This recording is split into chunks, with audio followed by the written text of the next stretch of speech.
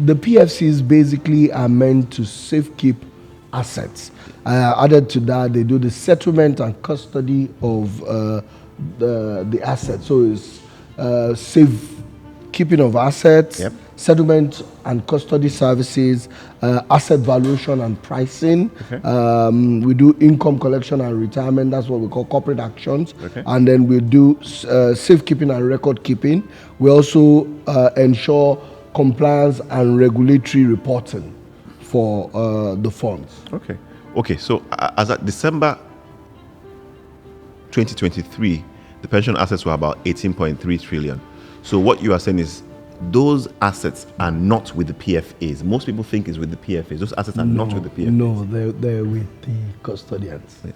And the PFAs don't have access to it, so there's a demarcation. There's a demarcation. Yeah. There's a demarcation. Just to ensure safety, just to ensure that there's proper governance, just to ensure that we have some level of stability as well. And then checks and balances. Checks and balances, just to ensure. So I know for a fact now that the PFA manages my pension asset. Yes. But the custody of my pension asset is with the custodian. A separate entity. Which is guaranteed by a bank. Guaranteed by a bank.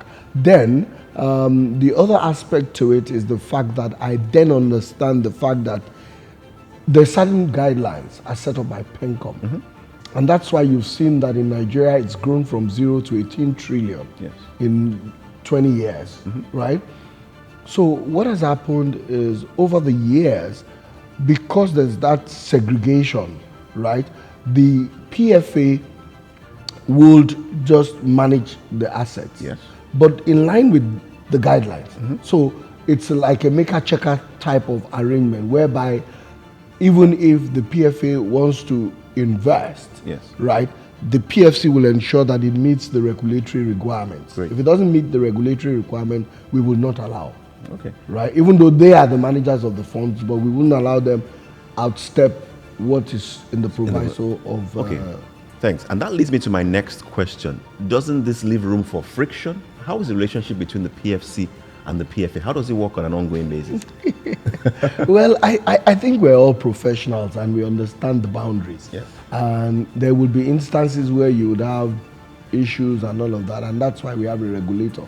So we just go back to the regulator to clarify or get assent in whichever way. Now, but I will dare say that the relationship between the PFC and the PFA is collaborative and it's integral to the effective management of the assets. Great. Okay, so all of this is to ensure safety of the funds. Absolutely. So let's delve into safety. Okay. What are the other safety measures that the CPS has, like the insurance that the PFCs carry out? Can you take us through some of those insurance mechanisms? Okay, so in Nigeria, the PFCs are required to provide insurance coverage on pension fund assets. This is part of the risk management and safeguarding measures. Now, the insurance component that we provide serves to protect the pension fund assets, right? And it tends to mitigate against various risks and uncertainties that may arise during custody and administration of the funds. Now, what some of the things that you do or the components in the insurance would just show that you have custodial insurance coverage, you'd have scope of coverage, you also have what is called the guarantees to pension funds, you also have the compliance and regulatory oversight on that. So Timmy, the model is quite interesting, the PFC PFA model, and you've been very kind to take us through how it works. Are there other countries that operate a model like this? Yes, I think the model that we operate is a common practice. Okay, so in some clients, it's not, they don't separate them. In some clients, it's the asset management institutes or companies that manage custody of pension funds. Then in some clients is the administrators, PFA, so you don't have PFA, PFCs. But even in those clients where you have an entity that manages everything together.